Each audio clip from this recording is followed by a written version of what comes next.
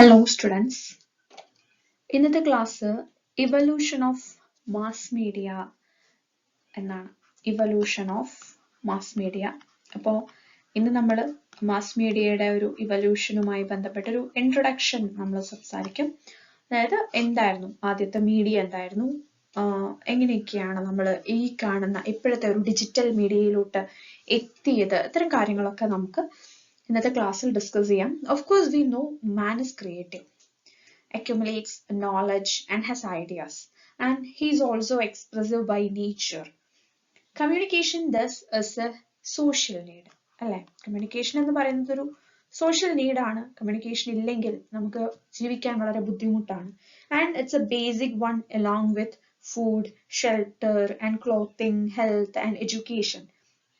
Human being cannot survive without communicating actively or passively. ഒരു ഹ്യൂമന്റെ, ഒരു മനുഷ്യന്റെ ഒരു കഥ സ്റ്റാർട്ട് ചെയ്യുന്നത് എപ്പോഴാ? ഏകദേശം ഒരു 25,000 years ago അല്ലെ, when human beings made cave paintings, ഗുഹാചിത്രങ്ങളും ഫിഗേഴ്സും ഒക്കെ നമ്മൾ പഠിച്ചിട്ടുണ്ട്. ഹിസ്റ്ററിയിലൊക്കെ നമ്മൾ പഠിച്ചിട്ടുണ്ട്, ചെറിയ ക്ലാസ്സുകളിലൊക്കെ അല്ലെ. കേവ് പെയിന്റിങ്സും ഫിഗേഴ്സും അവിടെ നിന്നൊക്കെ ആരംഭിച്ചതാണ് മനുഷ്യൻ കമ്മ്യൂണിക്കേറ്റ് ചെയ്യുന്നത്. These are the oldest surviving records of human communication. The story still continues through the development of language, writing, printing, and mass media.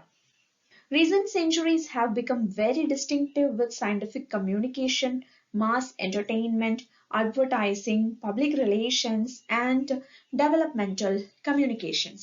അപ്പം ഈ ഒരു ചാപ്റ്ററിൽ നമ്മൾ ഡിസ്കസ് ചെയ്യാൻ പോകുന്നത് കമ്മ്യൂണിക്കേഷൻ മെത്തേഡ്സ് എന്തൊക്കെയായിരുന്നു, അതുപോലെ ഹിസ്റ്ററി ഓഫ് ഏർലി പ്രിന്റിംഗ് എന്തൊക്കെയാണ്, and we R discussing about the origin of mass communication. So let's get started from the early communication methods. As you already know, communication is essential for a variety of reasons. It serves to inform, motivate, establish authority and control, and allows for emotive expression. For humans in particular, communication is also vital for creating a sense of social cohesion. Just as mankind has evolved over the centuries, our means of communication have followed suit. At first, people must have depended on what? Body movements. Body movements, posture, gesture, facial expression. എഴുതേണ്ട ആവശ്യമില്ല, നിങ്ങൾക്ക് അറിയാവുന്ന കാര്യങ്ങളാണ്. Hand, fingers, feet, നമ്മൾ അങ്ങനെയൊക്കെയാണ് നമ്മുടെ communication start ചെയ്തത്. അതിനുശേഷമാണ് ലാംഗ്വേജ് എന്നൊരു കാര്യം പിന്നീട് ഉണ്ടായത്. ലാംഗ്വേജ് എന്ന് പറയുന്നത് ഒരു ഗ്രേറ്റസ്റ്റ് ആയിട്ടുള്ള ഇന്റലക്ച്വൽ ആയിട്ടുള്ള ഒരു അച്ചീവ്മെന്റ് ആയിരുന്നു മനുഷ്യനെ സംബന്ധിച്ചിടത്തോളം അല്ലെ. പണ്ടത്തെ കാട്ടു മനുഷ്യരൊക്കെ എങ്ങനെ സംസാരിച്ചിരുന്നതൊക്കെ നമുക്കറിയാം. അപ്പൊ നമുക്ക് സ്റ്റാർട്ട് ചെയ്യാം, ഒരു കേവ് പെയിന്റിങ്സിൽ നിന്നും സ്റ്റാർട്ട് ചെയ്യാം. ഒരു the most well noun form of primitive communication എന്ന് പറയുന്നത് ഈ ഒരു ആൻഷ്യന്റ് കേവ് പെയിന്റിങ്സ് ആണ്. Through the cave paintings, the artistic endeavors were created by a species of man that appeared around 130,000 BC, the Homo sapiens എന്നൊക്കെ വിളിക്കും. Homo sapiens. The method involved creating pigments, ഒരു ഫ്രൂട്ട്സിന്റെ juices, അല്ലെങ്കിൽ coloured ആയിട്ടുള്ള minerals, അല്ലെങ്കിൽ അനിമലിന്റെ blood, അവർ വേട്ടയാടി കൊണ്ടുവന്ന അനിമലിന്റെ blood ഒക്കെ ഉപയോഗിച്ചുകൊണ്ടാണ് അവർ ഈ കേവ് പെയിന്റിങ്സ് ഒക്കെ ചെയ്തിട്ടുണ്ടായിരുന്നത്. അതായത് അവരുടെ സക്സസ് അവർക്ക് കമ്മ്യൂണിക്കേറ്റ് ചെയ്യാൻ വേണ്ടിയിട്ടായിരുന്നു ഇത്തരത്തിലുള്ള അവർ മൃഗങ്ങളെ വേട്ടയാടുന്നതും ഡാൻസ് കളിക്കുന്നതും അത്തരം കേവ് പെയിന്റിങ്സ് ഒക്കെയാണ് കണ്ടിട്ടുള്ളത്. The purpose of the paintings has been questioned by scholars for years, but the most popular theory എന്ന് പറയുന്നത് ഒരു depictions were used as a manual for instructing others what animals were safe to eat. Okay, അപ്പോൾ ഒരു oral traditions എന്ന് പറഞ്ഞു കഴിഞ്ഞാൽ പണ്ടത്തെ ഒരു എന്തൊക്കെയായിരുന്നു? സ്റ്റോറി ടെല്ലിംഗ് ആയിരുന്നു അല്ലെ. നമുക്ക് ജസ്റ്റ് പറഞ്ഞു പോവാം. ഇതൊരു ജസ്റ്റ് നിങ്ങൾക്കൊരു ക്ലാസ് കേൾക്കുന്ന പോലെ, ഒന്നും എഴുതിയെടുക്കൊന്നും വേണ്ട, ജസ്റ്റ് ഇരുന്ന് കേട്ടാൽ മാത്രം മതി. ഇപ്പൊ ഓറൽ ട്രഡീഷൻസ് എന്ന് പറയുമ്പോൾ ഒരു സ്റ്റോറി ടെല്ലിംഗ് എന്ന് പറയുന്നത് ഒരു അന്നത്തെ കാലത്ത് ഒരു കോമൺലി യൂസ് ചെയ്തിരുന്ന ഒരു കമ്മ്യൂണിക്കേഷൻ ആണ്. And it was use to tell stories. Fiction ഉണ്ടായിരിക്കും, നോൺ ഫിക്ഷൻ ഉണ്ടായിരിക്കും. അത് ബുക്കുകളൊക്കെ ആവുന്നതിന് മുൻപ് എല്ലാവരും പറഞ്ഞു കേട്ട കഥകളാണ് പിന്നീട് അച്ചടിച്ചു വന്നത്. ട്രഡീഷണലി സ്റ്റോറി ടെല്ലിംഗ് എന്ന് പറയുന്നത് ഒരു wealth of information from generation to generation. അല്ലെ മുത്തശ്ശി കഥകൾ എന്നൊക്കെ പറയില്ലേ. However, this information couldn't be applied outside one's own community as man lived in far and wide geographical spaces. Ever since mankind has evolved a brain capable of comprehending abstract ideas along with an extremely powerful creative imagination, people began to invent words. Their highly sophisticated talking apparatus in their throats plus this powerful new imagination enabled them to create many complex vocal sounds that they could associate with everything they encountered in everyday life. Okay, അങ്ങനെ ഈ vocal സൗണ്ട്സിനെ ഇവർ connect ചെയ്തിട്ട് ഒരു series of sounds ആക്കിയിട്ട് ഒരു crude sentences ആക്കിയിട്ട് അങ്ങനെ നമ്മുടെ ലാംഗ്വേജസ് അങ്ങനെ ക്രിയേറ്റ് ചെയ്ത് വരികയാണ്. സോ ലാംഗ്വേജ് ക്രിയേറ്റ് ആവുകയാണ്. അപ്പോൾ ഈ ഒരു സെന്റൻസസ് ഒരു ലാംഗ്വേജ് ആവുന്നു. അതുപോലെ ലാംഗ്വേജ് എന്ന് പറയുന്നത് ഒരു ഫാമിലിയിലോ ഒരു ട്രൈബിലോ ഒക്കെ യൂസ് ചെയ്ത് തുടങ്ങുന്നു. അങ്ങനെ തൗസൻഡ്സ് ഓഫ് ഡിഫറെന്റ് ലാംഗ്വേജസ് ഉണ്ട് നമ്മളുടെ ഒരു ലോകത്ത്. ഏകദേശം 1000-ൽ പരം നമുക്ക് ലാംഗ്വേജസ് ഉണ്ട്. People use this crude language to convey everyday deeds and ideas to one another. Okay. അപ്പോൾ അത്തരത്തിലുള്ള ഒരു കമ്മ്യൂണിക്കേഷൻ ആണ് നടന്നിരുന്നത്. കേവ് പെയിന്റിങ്സ്, അതുപോലെ സ്റ്റോറി ടെല്ലിംഗ്. ആൻഡ് ഈ ഒരു അഡ്വെന്റ് ഓഫ് റിട്ടൺ കമ്മ്യൂണിക്കേഷൻ എന്ന് പറയുന്നത് language and writing developed much later in man's early history. The earliest script is supposed to be found in ചൈനയിലാണ് ഒരു സ്ക്രിപ്റ്റ് നമ്മൾ കണ്ടുപിടിച്ചിരിക്കുന്നത്. Until paper was invented by the Chinese, അതും പേപ്പറും Chinese ആണ്. അതിനുശേഷം Egypt, okay, അതിനുശേഷമൊക്കെയാണ് നമ്മളുടെ ഇവിടേക്ക് വന്നത്. ലെതർ സ്ക്രോൾസിലും പാം ലിവ്സിലും ഒക്കെ എഴുതിയിട്ടുണ്ടായിരുന്ന ഒരു കാലഘട്ടം ഉണ്ടായിരുന്നു. Even 1000 years before the invention of the printing press, educated people were handwriting books and documents. ഒരു മാനുസ്ക്രിപ്റ്റ് അല്ലെങ്കിൽ മനുസ്ക്രിപ്റ്റ് എങ്ങനെ വേണമെങ്കിൽ അതിനെ വായിക്കാം. Manuscript base are found. ഇതൊരു ലിബ്രി മാനുസ്ക്രിപ്റ്റ് ആണ്. വിച്ച് മീൻസ് ലിബ്രി മാനുസ്ക്രിപ്റ്റ് എന്ന് പറഞ്ഞാൽ റൈറ്റിംഗ് ബുക്ക് ബൈ ഹാൻഡ് എന്നേ അർത്ഥം വരുന്നുള്ളൂ. അപ്പം paper became widely available. Most handwritten manuscripts were written on vellum. Vellum എന്ന് പറഞ്ഞു കഴിഞ്ഞാൽ കാഫ് സ്കിന്നാണ്. അത് വെച്ചിട്ടാണ് എഴുതിയിട്ടുണ്ടായിരുന്നത്. അങ്ങനെ വുഡ് ബ്ലോക്സിലും മൾബറി വുഡിലും ഒക്കെയാണ് പിന്നീട് ബുക്സ് ഒക്കെ പ്രിന്റ് ചെയ്ത് വന്നിട്ടുണ്ടായിരുന്നത്. സോ ഒരു എവല്യൂഷൻ സംഭവിച്ചുകൊണ്ടിരിക്കുകയാണ്. റൈറ്റിംഗ് സിസ്റ്റംസ് ക്യാൻ ബി റഫ്ലി ഡിവൈഡഡ് ഇൻ 3 categories. ഏതൊക്കെയായിരുന്നു? ലോഗോഗ്രാഫിക് എന്ന് പറഞ്ഞു കഴിഞ്ഞാൽ it is primarily based on pictograms and ideograms. പിറ്റോഗ്രാംസും ideograms. Syllabic then next logographic കഴിഞ്ഞാൽ സിലബിക് എന്ന് പറയും. സിലബിക് എന്ന് പറഞ്ഞാൽ സിലബിൾസ് അല്ലെങ്കിൽ ആൽഫബറ്റിക്, ഒരു ആൽഫബറ്റ് ഒക്കെ യൂസ് ചെയ്ത് എഴുതുന്ന ലാംഗ്വേജിനെയാണ് പറയുക. And logographic, syllabic, all 3 of them started to develop in the Bronze Age. Okay, ഇതൊരു ബ്രോൺസ് ഏജിലാണ് സ്റ്റാർട്ട് ചെയ്തിരിക്കുന്നത്. ഓക്കെ, അതായത് സിലബിക്കും ആൽഫബറ്റിക് ആണ് മൂന്നാമത്തേത്. ഓക്കെ, ഇത് മൂന്നും ഒരു ബ്രോൺസ് ഏജ്, എന്താ വെങ്കലയുഗത്തിൽ സ്റ്റാർട്ട് ചെയ്തതാണ്. The time between 7th and 13th centuries were considered the age of religious manuscripts. Most of the books and documents written were of a religious, അന്നൊക്കെ ശരിക്കും പറഞ്ഞാൽ ഈ മതം പ്രചരിപ്പിക്കുന്നതുമായി ബന്ധപ്പെട്ടൊക്കെ ശരിക്കും നമ്മുടെ ക്രിസ്ത്യൻ മിഷണറീസിന്റെ ഒരു പ്രചാരവുമായി ബന്ധപ്പെട്ടാണ് നമ്മുടെ അവിടെയൊക്കെ പ്രിന്റിംഗ് പ്രസ് ഒക്കെ വന്നത്. അപ്പൊ അതൊക്കെ നിങ്ങൾക്ക് അറിയാം. ഒരു മതം പ്രചരിപ്പിക്കുക അല്ലെങ്കിൽ അവിടെ നിന്നും പല രാജ്യങ്ങളിലേക്ക് ഇതിനെ പ്രചരിപ്പിക്കുക എന്നൊരു ഉദ്ദേശമാണ് പ്രധാനമായിട്ടും ഈ ഒരു പ്രിന്റിങ്ങും ഈ ഒരു ലാംഗ്വേജ് ഡെവലപ്പ് ആവാനും ഒരു ഇവല്യൂഷൻ സംഭവിക്കാനൊക്കെ ഉള്ള ഒരു പ്രധാന കാരണം. അങ്ങനെ റിലീജിയസ് സ്കോളേഴ്സും വെൽത്തി പീപ്പിൾസും ഒക്കെയാണ് ഈ ലിറ്ററേറ്റ് ആയിട്ടുള്ള ആളുകളെ കൊണ്ട് എഴുതാനും വായിക്കാനും ഒക്കെ പഠിപ്പിക്കുന്നതും.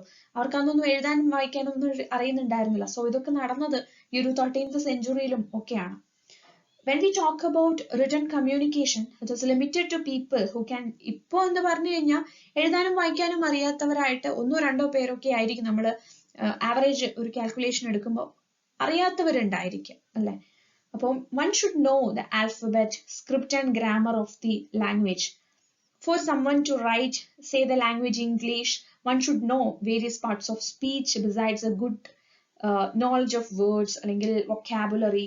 അപ്പോൾ ഒരു ഇൻവെൻഷൻ ഓഫ് പേപ്പർ അല്ലെങ്കിൽ ഒരു ഇൻവെൻഷൻ ഓഫ് പ്രിന്റിംഗ് എന്ന് പറയുന്നത് ആരാണ് ചെയ്തതെന്ന് നിങ്ങൾക്കറിയാം?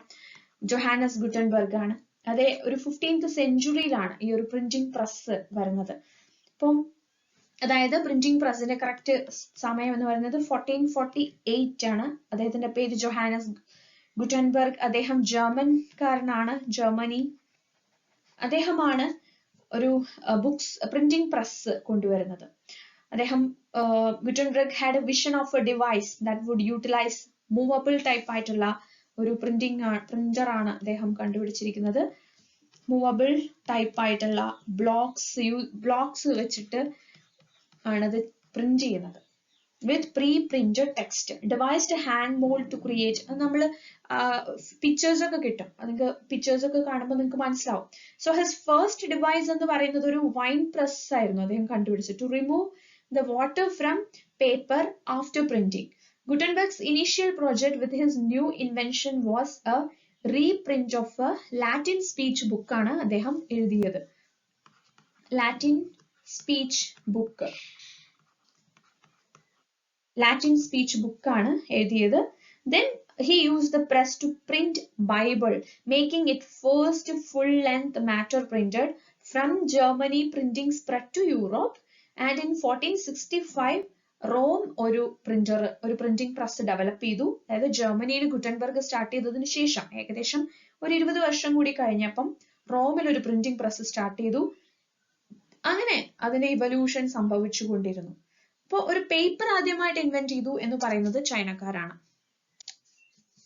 Invention of paper revolutionized the face of print.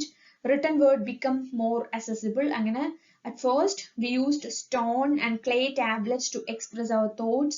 With passage of time, other means of writing surfaces were developed. ഒരു first portable and light writing surface എന്ന് പറയുന്നത് പേപ്പിറസ്. അതിൽ നിന്നാണ് പേപ്പർ എന്നൊരു പേര് തന്നെ വന്നത് എന്ന് നിങ്ങൾക്ക് അറിയാം. Papyrus rolls and early parchment paper which was made of China. ചൈനക്കാരാണ് അത് സ്റ്റാർട്ട് ചെയ്തത്. സൈലൂൺ എന്ന ആളുടെ പേര് സൈലൂൺ എന്നാണ്. സൈലൂൺ of China invented paper as we know today. Cylon. Okay.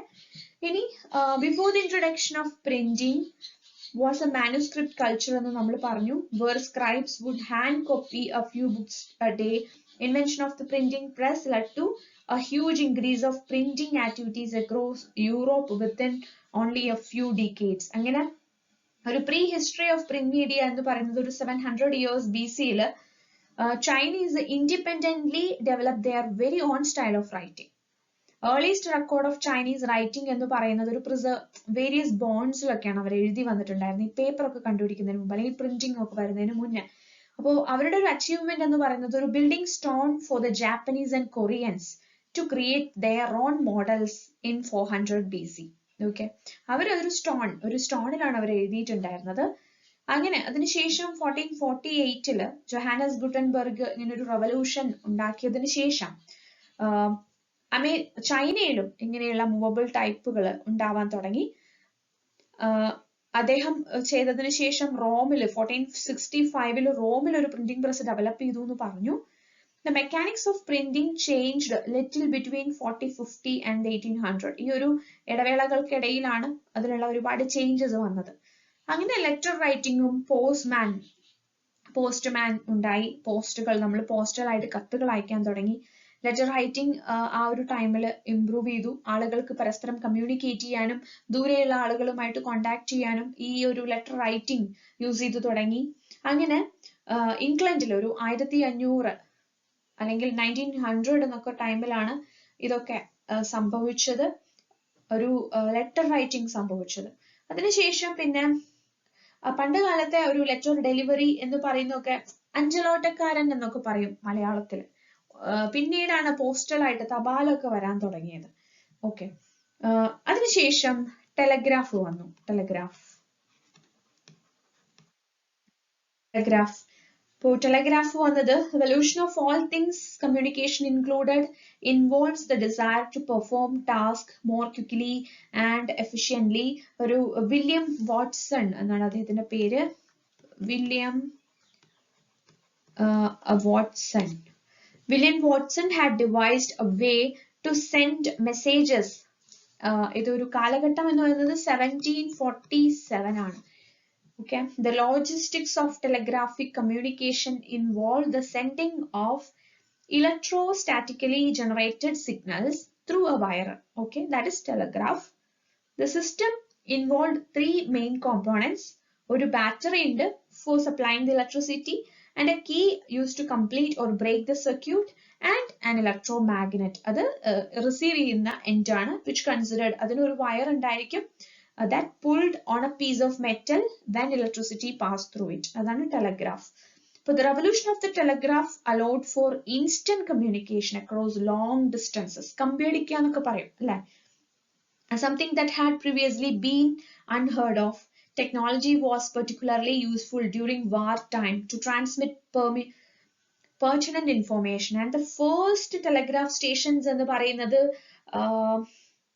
Rail roads ഒക്കെയാണ്. Rail roads. ടെലഗ്രാഫ് വളരെ വിക്ടോറിയൻ സെറ്റിലൊക്കെ വളരെ ഫേമസ് ആയ ഒന്നാണ്. അതിനുശേഷം ഈ അപ്പർ ക്ലാസ് സൊസൈറ്റീസ് ഒക്കെയാണ് ഈ ഒരു ടെലഗ്രാഫ് യൂസ് ചെയ്തത്. അതിനുശേഷം പിന്നെ നമ്മുടെ ടെലഫോൺ വന്നു. ടെലഗ്രാഫിന് ശേഷം ടെലഫോൺ അല്ലെങ്കിൽ ഫോൺ എന്നത് വന്നു. It is an instrument. എന്താണ് ടെലഫോൺ എന്നൊക്കെ അറിയാം. നമ്മൾ വോയിസും സൗണ്ട് സിഗ്നൽസും ഒക്കെ ട്രാൻസ്മിറ്റ് ചെയ്യുന്നു റിമോട്ട് ലൊക്കേഷൻസിലേക്ക് അല്ലെ? അപ്പൊ ഈ ഒരു ടെലഫോൺ എന്നൊരു വേർഡ്, ഈ ഒരു ടെലി എന്നൊരു വേർഡ് പറഞ്ഞു കഴിഞ്ഞാൽ FR അല്ലെങ്കിൽ ഫാർ ഓഫ് എന്നാണ് അർത്ഥം. ടെലിയുടെ അർത്ഥം ഒരു ഗ്രീക്ക് വേർഡ് ആണ്. അപ്പൊ ഫോൺ എന്ന് പറഞ്ഞു കഴിഞ്ഞാൽ വോയിസ് അല്ലെങ്കിൽ സൗണ്ട് എന്നൊക്കെയാണ് അർത്ഥം. നമുക്കിതൊന്നും അറിയില്ല. ഇപ്പൊ ഇതൊക്കെ ഒരു ഗ്രീക്ക് വേർഡ് ആണ്. അങ്ങനെയാണ് ഡിസ്റ്റന്റ് വോയിസ് എന്നൊരു അർത്ഥം വരുന്ന രീതിയിലാണ് ഒരു പേര് ടെലിഫോൺ എന്ന് കണ്ടുപിടിച്ചത്. അപ്പൊ അങ്ങനെ ഈ ഒരു ടെലഗ്രാഫിന് ശേഷം ടെലഫോൺ വളരെ വലിയ രീതിയിൽ ഇവ റവല്യൂഷൻ ഉണ്ടാക്കി തുടങ്ങി. ഗ്രഹാം ബെല്ലിനെ കുറിച്ച് അറിയാം. അലക്സാണ്ടർ ഗ്രഹാം ബെൽ ആണ് ഈ ഒരു ടെലഫോൺ നമുക്ക് കൊണ്ടുവന്ന് തരുന്നത് 1876. ഒരു ഇയർ ഗ്യാപ്പ് നോക്കണം അല്ലെ? 1876 അങ്ങനെ ടെലഫോൺ വരുന്നു. അങ്ങനെ ടെലഫോണിന് ശേഷം ടെലഫോൺ പലതരത്തിൽ വരുന്നു അല്ലെ? കോർഡ്ലെസ് ഫോണുകൾ വരുന്നു. നമ്മളെ ഇപ്പോഴത്തെ ഒരു സെല്ലുലാർ ഫോൺ വരേക്ക് എത്തി നിൽക്കുന്നു അല്ലെ? അതിനുശേഷമാണ് റേഡിയോ, TV, ഇന്റർനെറ്റ്. അങ്ങനെ നമ്മുടെ ഇവല്യൂഷൻ സംഭവിച്ചുകൊണ്ടേയിരിക്കുകയാണ്. സോ ടിവിക്ക് മുന്നേ ആദ്യം റേഡിയോ വന്നു. റേഡിയോ എന്ന് പറഞ്ഞു കഴിഞ്ഞാൽ ഒരു വയർലെസ് ടെലഗ്രഫി ആണ് അല്ലെ? ഒരു ഇന്ത്യൻ റേഡിയോന്റെ ഒരു ഹിസ്റ്ററി എടുത്ത് നോക്കുകയാണെങ്കിൽ 1924 നമ്മളിതൊക്കെ ഓൾറെഡി ഞാൻ ഡിസ്കസ് ചെയ്തിട്ടെന്നാണ് എൻ്റെ ഒരു ഓർമ്മ. ഒരു പ്രൈവറ്റ് റേഡിയോ സർവീസ് വരുന്നത് ചെന്നൈയിലാണ് 1924. അങ്ങനെ അതിനുശേഷം ഒരു 3 വർഷത്തിന് ശേഷം ഒരു ബ്രോഡ്കാസ്റ്റിംഗ് സർവീസ് സ്റ്റാർട്ട് ചെയ്യാണ് 1927 ബോംബെ ആൻഡ് കൽക്കട്ടയില്. അങ്ങനെ ഇന്ത്യൻ ബ്രോഡ്കാസ്റ്റിംഗ് കമ്പനി വരുന്നു. ദെൻ 3 years later ഒരു ബ്രോഡ്കാസ്റ്റിംഗ് കോർപ്പറേഷൻ തന്നെ, ഇന്ത്യൻ സ്റ്റേറ്റ് ബ്രോഡ്കാസ്റ്റിംഗ് കോർപ്പറേഷൻ വരുന്നു. അങ്ങനെ 1936 നമ്മുടെ ഓൾ ഇന്ത്യ റേഡിയോ വരികയാണ്.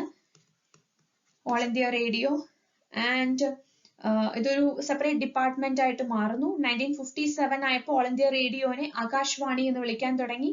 അതൊരു ministry of information and broadcasting ആണ് കൺട്രോൾ ചെയ്തിരുന്നത്. ആകാശവാണി എന്ന് പറയുന്നത് ഒരു ഗവൺമെന്റ് ഓൺഡ് ആണ്, സെമി കമേഴ്ഷ്യൽ ഓപ്പറേഷൻ ആണ്. ഓൾ ഇന്ത്യ റേഡിയോ പിന്നീട് അത് എക്സ്പാൻഡ് ആവുന്നു. ഏകദേശം ഒരു 146 AM സ്റ്റേഷൻസ് വരുന്നു.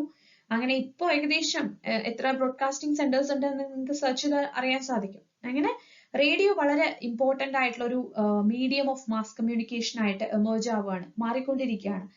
അതിനുശേഷം കൊമേഴ്ഷ്യൽ റേഡിയോസ് വരുന്നു, കമ്മ്യൂണിറ്റി റേഡിയോസ് വരുന്നു, ടൈപ്പ് ഓഫ് റേഡിയോസ് വരുന്നുണ്ട്. കമ്മ്യൂണിറ്റി റേഡിയോ എന്ന് പറഞ്ഞാൽ പീപ്പിൾസ് റേഡിയോ അല്ലെങ്കിൽ ഫോർ പീപ്പിൾ ബൈ പീപ്പിൾ ഒക്കെയാണ് കമ്മ്യൂണിറ്റി റേഡിയോ. അങ്ങനെ റേഡിയോസ് വരുന്നു. ആഫ്റ്റർ ദാറ്റ് ടെലിവിഷന്റെ ഒരു ഇവല്യൂഷൻ, ടെലിവിഷന്റെ ഒരു റവല്യൂഷൻ സംഭവിക്കുകയാണ്. ടെലിവിഷൻ വരുന്നത് ഏകദേശം ഒരു 1939 ഒക്കെയാണ്. 1939 ന്യൂയോർക്കിലൊക്കെ നമ്മുടെ ടെലിവിഷൻ വരികയാണ്. ദെൻ ഒരു നമ്മുടെ ഇന്ത്യയിൽ വരുന്നു എന്ന് പറയണമെങ്കിൽ ഏകദേശം ഒരു 1950s ഇന്ത്യയിലേക്ക് ടെലിവിഷൻ വരുന്നത്. ഗബ്നർ ആൻഡ് ഗ്രോസ് 1976 അതിനുശേഷം നമ്മുടെ കൾട്ടിവേഷൻ തിയറി വരുന്നതൊക്കെ ആ സമയത്താണ്. അതിനുശേഷം സിനിമ, ടോക്കി ഫിലിംസും 2D 3D ഫിലിംസ് വരുന്നു. ആൻഡ് ആഫ്റ്റർ 4D ഫിലിംസ് വരുന്നു. ഇപ്പൊ 5D 16D വരെയൊക്കെ ഉണ്ട്. അതിനുശേഷം ഇന്റർനെറ്റിന്റെ ഒരു തുടക്കം. ദെൻ സോഷ്യൽ മീഡിയാസ് വരുന്നു. അങ്ങനെ നമ്മുടെ ഇവല്യൂഷൻ സംഭവിച്ചുകൊണ്ടിരിക്കുകയാണ്. അപ്പൊ ഈ ഒരു ഇൻട്രൊഡക്ഷൻ, ഇതൊരു ജസ്റ്റ് നിങ്ങൾക്ക് ഒരു ഔട്ട്ലൈൻ മാത്രമാണ് ഈ ഒരു ക്ലാസ്. ഇതിന്റെ നിങ്ങൾക്ക് നോട്ട്സ് വായിച്ചാൽ മനസ്സിലാവുന്ന കാര്യങ്ങളെ ഇതിലുള്ളൂ. ഞാൻ നിങ്ങൾക്ക് ഇതുമായി ബന്ധപ്പെട്ട നോട്ട്സ് ഞാൻ അയച്ചു തരാം. ഇതിൽ നിങ്ങൾക്ക് നോട്ട്സ് വായിച്ചാൽ നിങ്ങൾക്ക് ഏകദേശം ഒരു ഐഡിയ കിട്ടും. ഓക്കെ, അപ്പൊ അതിലെന്തെങ്കിലും ഡൗട്ട്സ് ഉണ്ടെങ്കിൽ ഞാൻ ക്ലിയർ ചെയ്ത് തരാം. കാരണം നമുക്ക് സമയം വളരെ പരിമിതമാണ്, വളരെ കുറവാണ്. അതുകൊണ്ട് നമുക്ക് എല്ലാം ഇരുന്ന് സംസാരിക്കാൻ സാധിക്കില്ല. അപ്പൊ ഒരു ഔട്ട്ലൈൻ മാത്രം തന്നു നിങ്ങൾക്ക് ഓൾറെഡി അറിയുന്ന, നമ്മൾ ഓൾറെഡി ഈ ഒരു ക്ലാസ് എടുത്തിട്ടുണ്ടെന്നാണ് എൻ്റെ ഒരു ഓർമ്മ. അപ്പം ഈ ഒരു ക്ലാസ് ജസ്റ്റ് വെറുതെ ഒന്ന് കേൾക്കുക. ആൻഡ് ആഫ്റ്റർ ഞാൻ നിങ്ങൾക്ക് നോട്ട്സ് അയച്ചു തരാം. അതുമായി ബന്ധപ്പെട്ട് എന്തെങ്കിലും ഡൗട്ട്സ് ഉണ്ടെങ്കിൽ ചോദിക്കാം. Okay, thank you.